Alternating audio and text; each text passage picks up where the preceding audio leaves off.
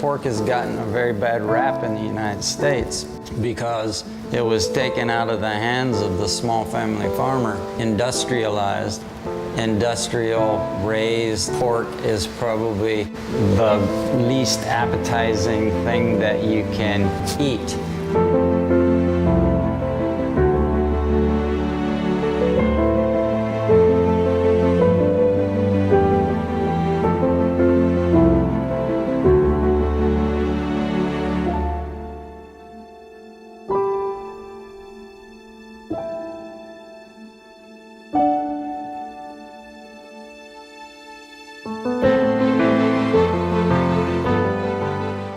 The ultimate goal for this whole project has been to crossbreed red wattles and mulefoot pigs. We've been raising pigs for 6 years now. When we started, we knew absolutely nothing about it. Pigs are, well, let me put it this way. They're always looking for their next meal. So they're going to graze and dig, graze and dig. That's just what a pig does. So when they do that and we move them around from different field to different field, we've had to learn how to go back and try to help restore the pastures. Not only do we use grass seed, but we introduce 2-3 different kinds of clover and an organic mix of other forage greens, from turnip to dwarf Essex rape, Timothy alfalfa. If it's a life and death issue, then I don't have a problem using antibiotics. We've had to rely on that maybe in 6 years and 200 animals, maybe twice. I'm kind of going through a situation like that right now, trying to save a small piglet.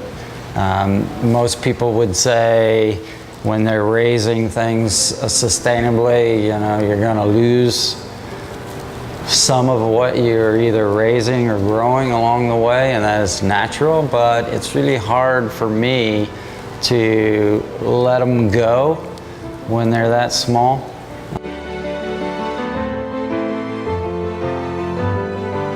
So it is labor intensive, and not a lot of people, you know, are willing to put that kind of time into it.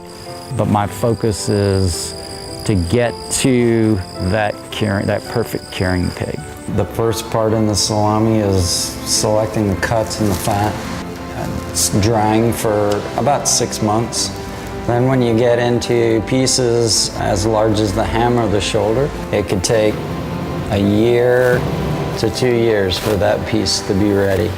The other 2 pieces here are salamis.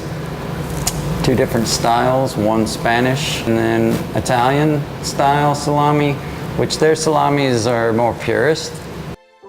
So here at Blue Dog, we source a lot of our ingredients from our own farm. We raise in heritage breed pigs and organic produce. We use a lot of that in our daily production of our food.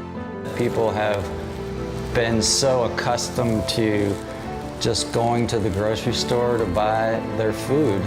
And so there's that curtain that separates the customer from the reality of what happens with food.